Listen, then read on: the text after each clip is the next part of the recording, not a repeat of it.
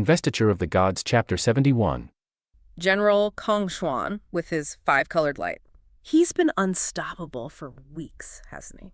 Just swallowing up weapons, allies, generals. Everything Zia threw at him, yeah. He was the ultimate roadblock. Like, spiritually, within the rules of this war so far, he seemed unbeatable. But then the source says someone completely unexpected shows up. Jinti Dao Ren. Exactly. And this arrival signals that we're hitting a new power level.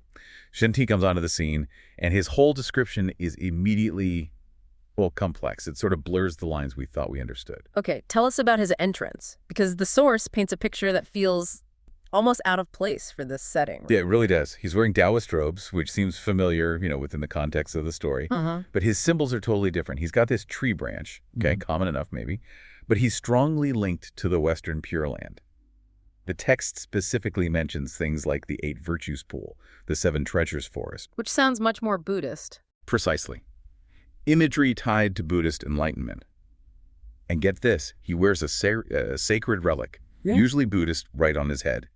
And he starts preaching the 3 vehicles. Whoa, hang on. Let's pause there. He shows up in this primarily Chinese, sort of Taoist-centric, epic-looking half-Taoist, carrying Buddhist symbols, and preaching the great middle and lesser ways to enlightenment. What's going on with this mix? Well, I think it's fascinating because this character seems to represent a huge cosmological shift that's happening within the story itself. Yeah. I mean, Feng Xinyanyi is mostly about Taoism rising and the Zhou dynasty starting. Yeah. But Zunti arriving linked to what will become Buddhism, the Western paradise. Yeah. It suggests the stakes are bigger than just China, bigger than local gods. Wow. It's like a subtle hint that even the highest powers in the East might be, influenced or superseded by forces coming from the West. Huh. So it's less like a simple fight and more like a spiritual recruitment drive or redirection. What does he actually offer, Guan? It's not really an invitation to join his side in the war. It's more like an invitation to accept fate.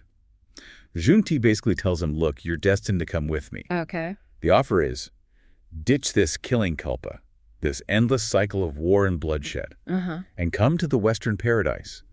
Attain the adamantine body, the Jinggang Buhuai Ziti. Yeah. Basically, immortality, freedom from decay, getting off the wheel of earthly fate. Wow. That's a pretty big offer. Pitting his current loyalty against eternal salvation. I'm guessing Xuan doesn't just say yes. No. He refuses and attacks, goes straight at him with his huge polearm, the Digan Dao. And Zunti? Zidi doesn't even block like you'd expect. He just uses his own special item, the 7 Treasures wonderful tree. The Kibab Miaoshu, he gives it a little flick, like brushing dust off his sleeve. And the polearm just vanishes. Gone. Whoa. So Xuan tries again, this time with his golden whip. Same result. Zunti just casually brushes it away with the tree branch. That's incredibly intimidating. It's not even a struggle. It's like Zunti is operating on a completely different plane of existence. Exactly. It shows he's so far above Xuan, fighting isn't even necessary.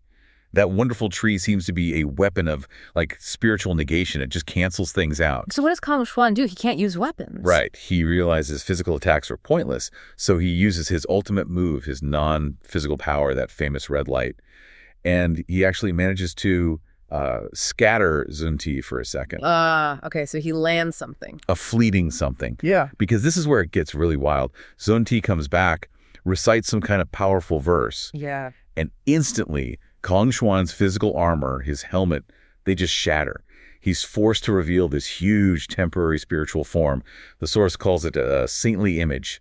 It's got 18 hands, 24 heads. 24 heads. Yeah, holding all sorts of things. Parasols, vases, pestles, bells, bows, banners, you name it. It's like his ultimate power manifestation. That sounds terrifying. Surely that does something. Nope. Even this massive multi-limbed divine form, Junti handles it easily. Uses a simple silk cord, just ties it up. A silk cord on that. Apparently. Then he places this thing called the adding power scepter, the Jiasi Boku, on the image and basically commands it to reveal its true essence. And this is the big reveal. This is the shocker. In that final moment, the invincible General Xuan, the terror of Zia's army, is reduced to his original form, which is a red-crested, thin-eyed peacock. A peacock. All that power, all that menace boils down to a peacock. It's a stunning image, isn't it? The beautiful, powerful bird, but ultimately contained. It's total subjugation. So what happens then? Junti immediately hops on the peacock's back, basically claims him as his ride, his spiritual vehicle. He's converted him, confirmed his new path, Gijin Guo, the text says. Wow. But importantly, before Zhou rides off west with him, he orders the Peacock to release all the generals and disciples he captured earlier with his light. Ah, so Zia gets his people back. Instantly, the whole army is suddenly whole again. The spiritual roadblock, gone, cleared by a power from way outside the current conflict. Okay, so the massive spiritual crisis is resolved, like Deus Machina style, almost. Very much, yeah. But now Zia faces a totally different kind of crisis, logistics. Yeah. He's got his army back, they're ready to move, but he needs to be careful. This brings us to the strategy part, the three-way split. Right. Zia's army marches past Jinchili and they get to the next big stronghold, Sichuan. The commander there, Han Rong, is apparently terrified. He's sending urgent messages back to the capital, Zhou, begging for reinforcements. And meanwhile, in Zia's camp... Well, you've got figures like Neza, always eager for a fight, urging Zia to just attack Sichuan right away. Yeah. We've got the momentum, he's basically saying. Makes sense on the surface. But Zia, being the cautious commander, he says no. Why split the army? Isn't that usually riskier in war, dividing your strength? It often seems that way, yeah. Yeah. But Zia was thinking defensively, actually.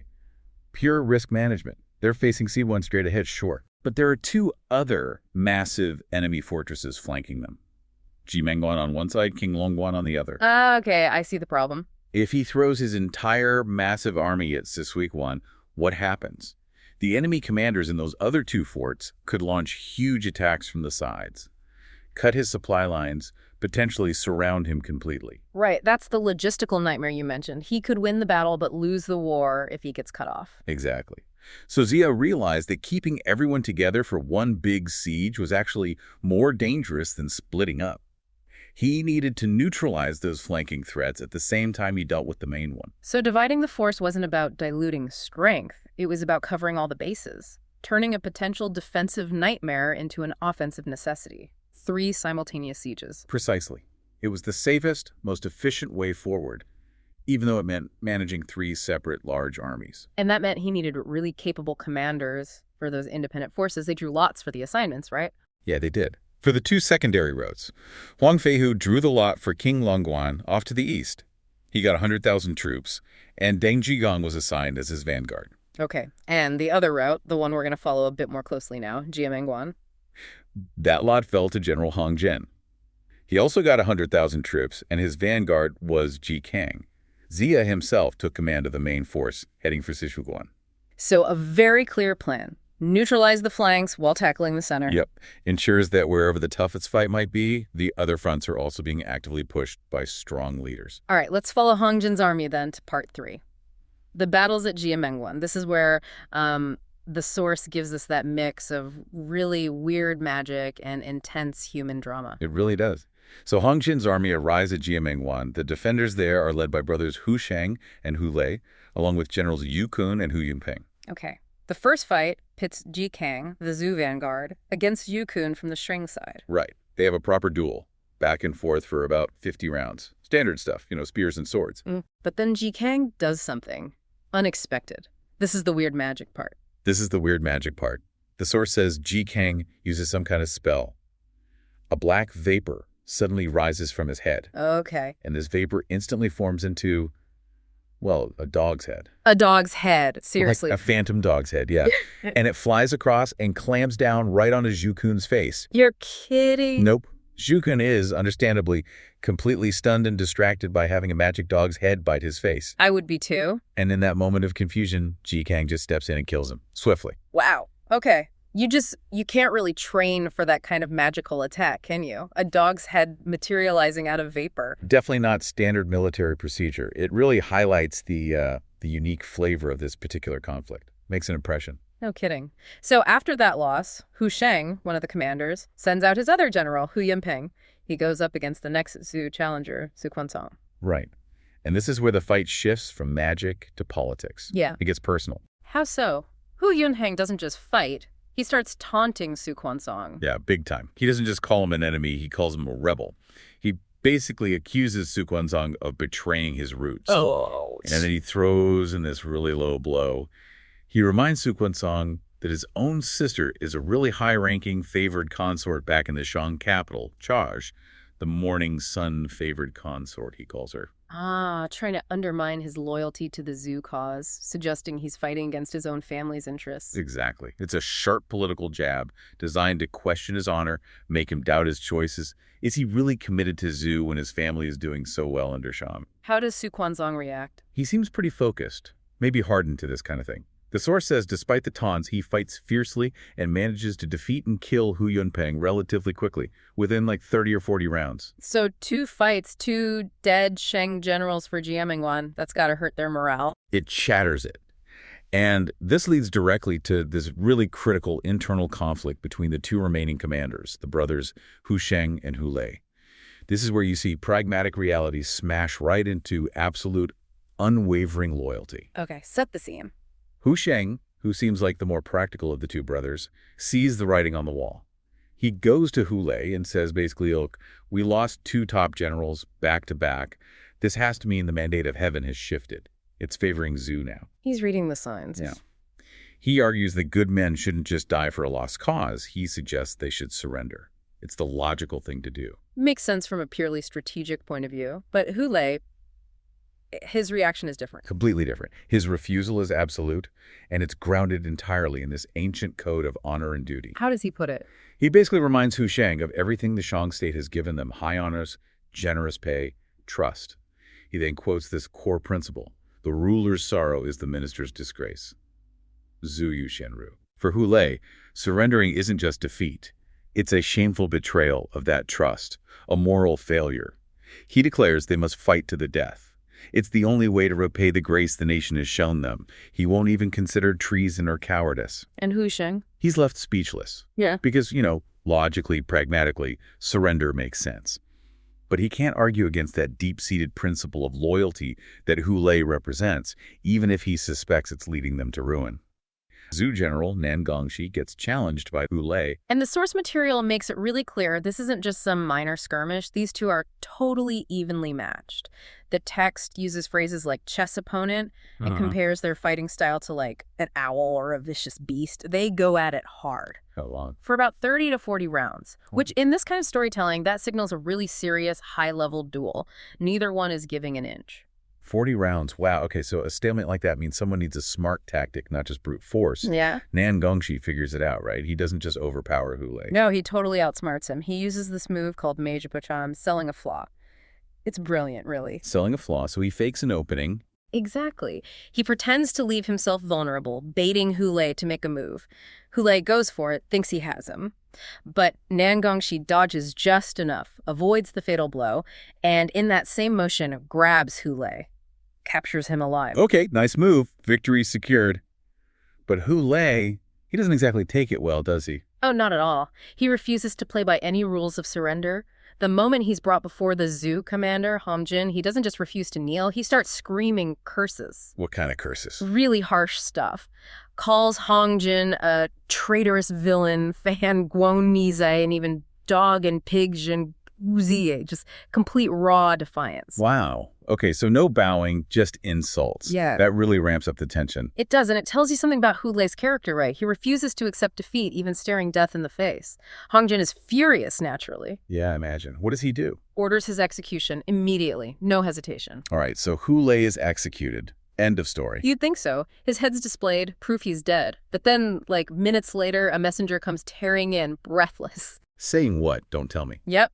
Saying Hu Lei is back, out on the battlefield shouting challenges at Hong Jin again. No way. How do they react? You'd assume the messenger is hallucinating or lying. Hong Jin is absolutely convinced the messenger is lying, or crazy. He almost has the poor messenger executed for spreading false reports. Seriously? Yeah. It takes General Nan Gongxi, the guy who just captured and saw Hu Lei executed, to confirm it, to say, no, look, it's impossible, but that is Hu Lei out there. Okay, mind blown. So how does an executed man just pop back up? This is where normal military tactics just hit a wall, I guess. Completely. You need someone who understands the weirder stuff. And that's where Longji Princess comes in, the Dragon Glimmer Princess. Right. She has mystical knowledge. What's her take? She's almost dismissive. She immediately identifies it as small sorcery, xiaoshu. Small sorcery. Okay, so not a god-level miracle. What kind specifically? She calls it the substitute body method, Tishanfa. Basically, the Hu Lei they executed, that wasn't the real him. It was a decoy, like a magical stand-in he could animate. A substitute body. Okay. That makes a strange kind of sense in this world. So how do you beat that if killing the body doesn't work? And this is what's really interesting. The counter isn't some bigger, flashier spell. It's almost surgical, very precise and physical. What did she do? Longji Princess used a very specific tool, a 3-inch 5-fen Quang-kun needle, Quang-kun Zen. A needle? What does she do with it? It has to be inserted into a very specific spot on the real Hulei's head, his Nihon Gong. It's often translated as the Mud Pill Palace. Think like the crown of the head, a key spiritual center. So target the spiritual control point with a physical object. Exactly. That precise physical action aimed at the source of the magic disrupts the connection, extinguishes the actual life force controlling the spell. That's what ensures the permanent death. Okay, wow. Needle to the head. Brutal, but effective. So now Hulei is definitely gone. The sorcery thread is handled. The pass should be secure. Right. And with Hulei finally truly dead, his brother, Hu Sheng, who's the actual commander of Jiameng Pass, he sees the writing on the wall. He must be terrified after seeing that magic trick and the counter magic. Definitely. And he also recognizes, the Shang dynasty is clearly losing momentum. The mandate of heaven is shifting. So he makes a pragmatic choice. Which is? He drafts a formal surrender document, a Najiang Wenshu. Okay, a surrender. What reason does he give? Just saving his own skin. He frames it more nobly, actually. The text says he cites wanting to avoid more fighting and saving the populace from misery, Zhu Shengmin Tutu, acknowledging the shift to Zhou is inevitable, basically, trying to prevent more bloodshed. That sounds reasonable. Sensible, even. How does Hung Jin react? He accepts immediately. Gets ready to march his troops into the pass the next morning. Seems like a clean political end to this particular fight. But this is Feng Shunyanya. It's never that simple, is it? Never. Just when you think human strategy and diplomacy have won the day, that's when the real power broker shows up. Wait, so the surrender gets accepted, but then before Hung Jin can even set foot in the pass, this imposing figure arrives. A fierce-looking female Taoist dressed all in red. This is Huling Shenglu, the Fire Spirit Holy Mother. Fire Spirit Holy Mother. Where does she come from? From Kuming Mountain. And she is not happy. She declares Hulei, the guy they just killed twice, was her student, Wu Tudi, my student. Oh boy. So she's here for revenge. Absolutely. And she immediately overrides everything. Forget the surrender, forget saving the populace. Her loyalty is to her student. She forces Hu Sheng, the terrified commander, to tear up the surrender documents and raise the Sheng banners again. Just like that, she forces him. He has no choice. He's faced with this powerful mystic demanding obedience. The surrender is off. Hong Jin is, understandably, absolutely furious at this reversal, this faithlessness Fanfu Wucheng. So one vengeful master completely blows up a major political agreement and a potential peaceful handover. Wow. Okay, so how does she plan to hold the pass now? Just her own power? She's powerful, yes, but she doesn't just rely on herself. She immediately starts building a special occult fighting force. An occult army. What kind? She creates the Fire Dragon soldiers. This isn't your standard infantry. They're purpose-built for magical warfare. Fire Dragon soldiers. Okay, tell me about them. How does she make them? She picks out 3,000 specific soldiers, described as brave, powerful men, Gozhang Biaodahan. And how are they equipped? Is it special armor or weapons? It's very specific and very telling. They wear all red, they fight barefoot with disheveled hair, they carry a knife and a banner, and the key items. Each one has a red paper Gordhongzi hulu on their back, and crucially, windfire talismans, Feng Hu Fu Yin written on the soles of their feet. Talismans on their feet. Okay, that's definitely not standard issue. What's the point of all that? It all points to channeling elemental power, specifically fire. But before these troops even get into action, the Holy Mother herself takes on Hong Jin again. And this time Hong Jin knows he's facing a powerful sorceress. Oh, yes. And this encounter shows a huge difference between Hulei's small sorcery and, well, truly divine level power. She rides this amazing creature, a golden-eyed camel Jin Yantuo. Golden-eyed camel. Cool. Weapons. She wields Taya swords Taya Jan. But her real advantage, the game changer, is an artifact she wears. The Golden Cloud Crown Jin Xiaguan. Golden Cloud Crown. Okay, that sounds powerful. What does it do? Is it like a super helmet? It's way more than that. She unwraps this pale yellow cloth covering it, and instantly, this massive field of golden light explodes outwards from her. How massive? 15 to 16 zhang. That translates to roughly 50 meters. A 50-meter radius of pure golden light. 50 meters. That's enormous. What does the light do? Is it a barrier? Does it burn people? It's even smarter than that. The text is very specific here. The golden light lets her see Hong Jin perfectly clearly, but it makes her completely invisible to him. Wait, what? So she can see him, attack him, but he can't see her at all inside this huge glowing field. Exactly. It's the ultimate tactical advantage. He's basically fighting a ghost he can't target. She strikes him easily, cuts right through his armor, this linked mail he's wearing. So he's wounded. Severely wounded, he has no choice but to turn and flee. The Z commander is instantly defeated because he literally couldn't see his opponent. Okay, that crown is seriously overpowered. So Hong Jin is retreating, wounded. What happens next? The fire dragon soldiers. Now they charge. With the general routed, they surge towards the Zhou camp, and it's just absolute chaos. This is where they unleash their main weapon. A fire, right, from the talismans and the gourds. Yes. And the text explicitly names the type of fire. It is Sanmei fire. Sanmei Sanmei fire. You mentioned earlier this is special. What makes it different? It's not just regular fire. Definitely not. The narrative goes out of its way to clarify this. It says it's not the fire you get from drilling wood, like friction fire. It's not the super hot fire from Laozi's alchemical furnace. And it's not natural fire, like lightning strikes or forest fires, sky fire or wildfire. So what is it then? Where does it come from? It's described as being generated through the principles of the 5 elements, Wuxing Shenghua. The talismans, the training, the whole setup allows these 3,000 soldiers to collectively channel and refine elemental energy into this specific destructive heat. Like an alchemical or magical fire generated by the soldiers themselves. Exactly. The text even gets a bit poetic, mentioning how liverwood can generate a strong heart fire. It's elemental transformation on a mass scale. And the result is devastating. How bad is it? Total pandemonium. The fire causes the Zhou camp to stampede. Animals, soldiers, everyone panicking. The description is grim. Scorched heads and faces, corpses piling up, just mass casualties. So the entire Zhou camp is basically overrun, destroyed by this magical fire. Hong Jin's wounded and retreating. Is there anyone left who can even try to stop this? There's one person with the mystical know-how, Longji Princess. She rushes to the front line trying to cast some kind of counterspell against the Sanmei fire. Okay, can she do it? She handled the body double trick. But as soon as she gets there, she runs straight into that huge 50-meter field of golden light radiating from the Holy Mother's crown. The invisibility field. Right. And the sheer power and scale of it clearly shocks her, maybe throws her off balance for just a second. And the Holy Mother. Huling Shengmu doesn't miss the opportunity. While the princess is reeling from the golden light, the Holy Mother attacks her with her sword. Oh no. What happens to Longji Princess? And that is where the text leaves us hanging. We don't know her fate in that instant. It's a massive cliffhanger. The Zhou forces are completely routed, their camp is burning, their commander wounded, and their own mystic is under direct attack.